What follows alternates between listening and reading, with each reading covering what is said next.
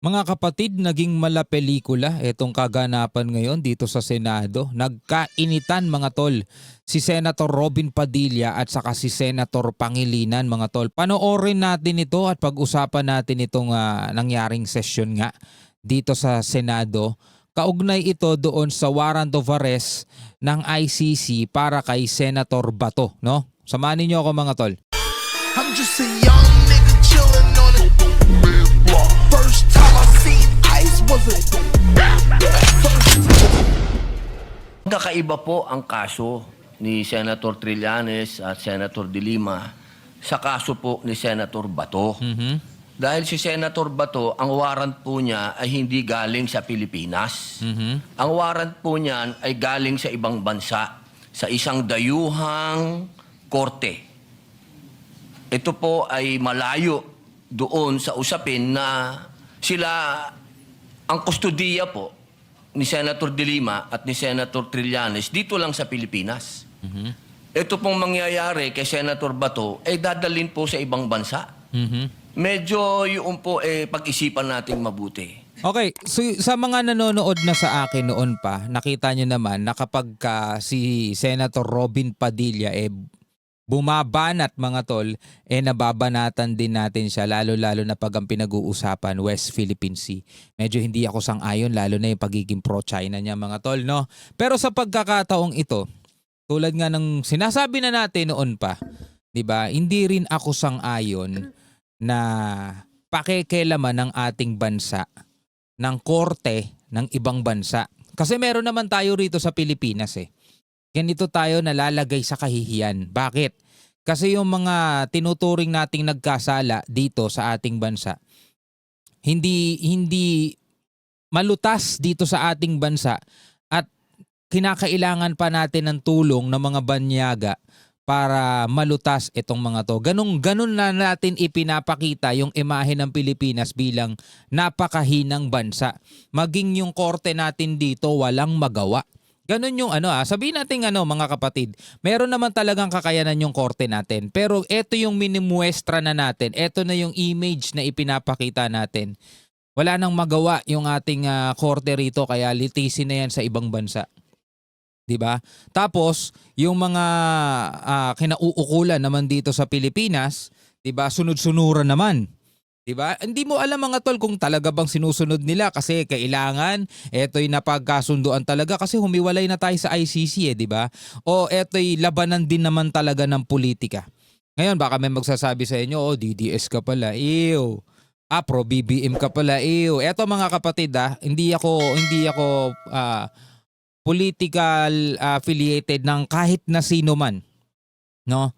Actually mga tol, parang mababa ang tingin ko sa mga nagpapadala masyado sa politika Dapat pro-Filipino ka talaga Hindi dapat sa kusino yung mga politicians na sinusuportahan mo Hindi dapat ganun Tuloy natin. Dapat bang mangyari muli ang nangyari kay dating Pangulong Rodrigo Roa Duterte? Dapat bang mangyari pa yan muli sa isang Pilipino? Yun lamang po, sana alam natin ang pagkakaiba ng warrant galing sa Pilipinas at warrant sa isang korte lang ng ibang bansa. Yun po, maraming salamat. Hindi ako sang-ayon dun sa pag-absent ni Senator Bato ng sobrang tagal tapos sumasahod siya. Tigas, di ba? Mga tol, hindi makatarungan yun. Napakaraming mga Pilipino ang pumapasok araw-araw, di ba? Iniinda yung traffic, minsan walang masakyan dahil sa sobrang taas ng gasolina ngayon.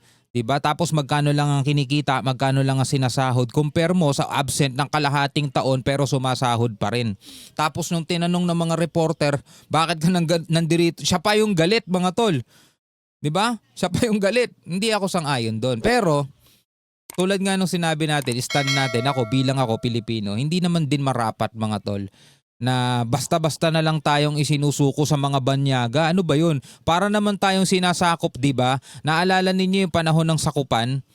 Di ba? Kapag hahanapin ka ng mga banyaga, isusuko ka ng kapwa mo Pilipino. Di ba makapili rin ang tawag doon? Di ba? Parang ganun din ang nangyayari ngayon. My understanding is this matter was already referred to the Committee on Rules. And any on all such manifestations should have been referred to the Committee on Rules. Senator Pangilinan, Senator Lacson gave several privileged speech, even if the matter was already referred to the Well, committee well, report. I understand, Mr. As a matter of tradition, I understand, Mr. we allow that. Ginoong Pangulo, nilabas yung warrant of arrest kagabi lang, tapos na tayo dito. Yeah. I Yes, that's why understand. this. Na sinabi po na yung warrant of arrest ay tunay. I understand, Mr. President, and therefore I'm appealing that perhaps this matter should be tackled in the committee rather than in this in plenary, so that we can address other concerns, Mr. President. The appeal- And the for the appeal- record, Paano natin pag-uusapan yung ibang... and for the record, Mr. President, I still have the floor. Oh. And for the record, Sinigawan ni Pangilinan si Robin.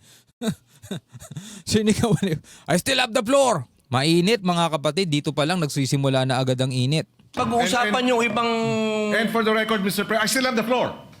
And for the record, Mr. President, we voted against resolution number 44. So to say that we have this resolution, yes, but there are senators who voted against it, and therefore it is not necessarily our agreement with the points being raised by the good senator from Camarines Norte. For the record, Senator Padilla did mention a while ago that he Bad trip na yan si Robin, nasigawan siya eh. doesn't take it against, and he acknowledges that some senators voted against it, and it's on the record. Having said that, the appeal is noted, but I just like to mention that we usually give each other leeway depending on the importance of the matter, and the threat to Senator Bato is live. There's been no official communication that he is free until a Philippine court issues a warrant of arrest. No? So So kung ganyan din, tibagin nyo na yung Philippine Court. Tibagin nyo na eh, wala rin naman pala eh. Diba? Dito sa Pilipinas, mga tol, yung mga maliliit lang ang kaya, yung mga malalaki dinadala sa ibang bansa kasi hindi kaya rito. Nung klaseng korte yun. I ask the patience of each member, but acknowledge the statement and the interpretation, the proper interpretation of the rules by Senator Pangilinan. Kita nyo sa China, mga tol. Ako hindi ako pro-China, mga tol. Alam nyo naman yan. Lalo-lalo na yung mga kasama na natin since day one. Pero tingnan nyo sa China, oh, yung mga matataas na opisyal, pag nasintensyahan, bitay kung bitay, di ba?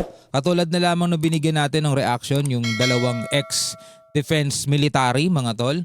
Di ba? Nahatulan sila ng death sentence. Dito sa Pilipinas, hindi ba kaya ng korte natin? Dapat kasi pinapakita yung good example para naman etong mga politicians dito na ganid. Diba? Yung talagang walang pakialam sa bayan ang gusto magpalaki ng mga tiyan nila. Diba? Matauhan din. Dapat yung gobyerno natin dito may ngipin din. Dapat walang sinisino, walang hinikilala. Dito mga maliliit lang eh. Diba? Etong nakaraang flood control, mga tol, diba? Naging issue yan. O sino yung mga inaresto? May nakita ka bang inarestong big fish? Wala, puro mga kontraktor yung inaresto. Yung mga kontraktor, hindi naman yan ang nagpapaikot ng budget dito sa ating bansa. Mga lang din yan eh. Mga empleyado lang din yan. Mga kontraktor. Kukunin sila bilang kontraktor. Sino yung namamalakad ng budget dito? Di ba yung mga politicians? O sino yung mga nahuli? Sino yung mga nakulong? Diba? Ang mga naipakita lang, mga kontraktor, hindi kaya ng Pilipinas, hindi kaya ng gobyerno, o talagang may pinoprotectionan lang? Madam President? Opo. Senator Padilla, please proceed. Yes. Opo. Meron lang po akong mga konting katanungan sa inyo. Sapagkat gusto ko po sanang ireklamo si Senator Pangilinan sa pagsigaw. Ayun na nga, na bad trip na nga. Meron po ba sa rules natin na sinasabing pwede mong sigawan ng kapwa mo senador?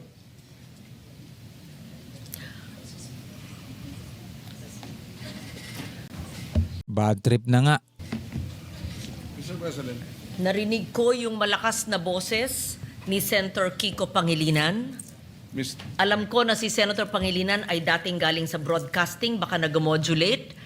Maari po ba tayo ay mag-suspend muna para pag-usapan yung malakas na boses at wari pagsigaw ni Senator excuse me, Pangilinan? nasa akin President, po yung iba ang floor. Senator Padilla has excuse the me. floor. The chair is answering the question of Senator Padilla. Session is suspended.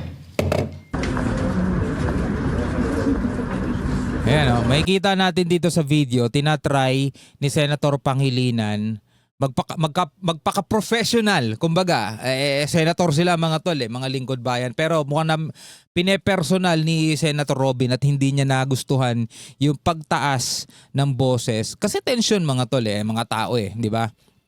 Medyo tumaas yung boses ni Senator Pangilinan. So dito makikita natin, tinatry ni Senator Pangilinan na makipagkamay pero wala. No? Mainit ang ulo ni Senator Robin mga tol. Ayaw niya makipagkamay. O ayaw mo, diwag.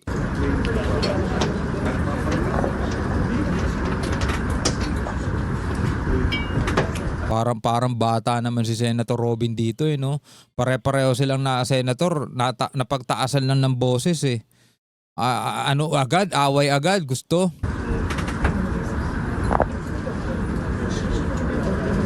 Naalala ko dati mga tol, yung sa basketball, ewan ko kung napanood nyo yun tinatry naman ni Richard Gomez makipagkamay kay Robin, pero bigla na lang siyang sinuntok ni Robin. Pero siyempre hindi niya pwedeng gawin yun dito ngayon. No? Saka matanda na sila compare nung mga panahon na yun na mga pa sila, bata pa sila. Pero ewan ko, alam ko napanood na rin na marami sa inyo yung sa basketball court. Tinatry ni Richard Gomez makipagkamay. Kaso sinuntok siya ni Robin. Dito naman tinatry ni Kiko makipagkamay. Buti hindi siya sinuntok no. Pero medyo na yon mga tol.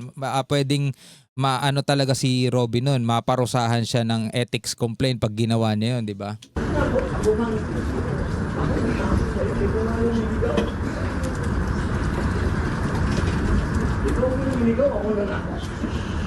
Ay, ikaw naninigaw may init ang ulo ni Robin. Sir,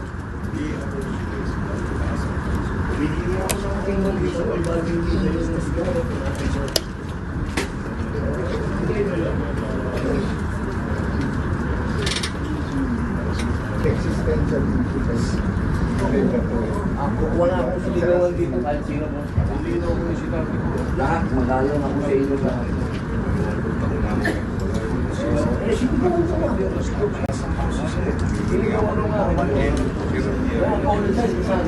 Ngayon, syempre, ang opinion ng mga tao hindi magiging pare-pareho. Merong kakampi rito kay Robin, merong kakampi kay Kiko Pangilinan.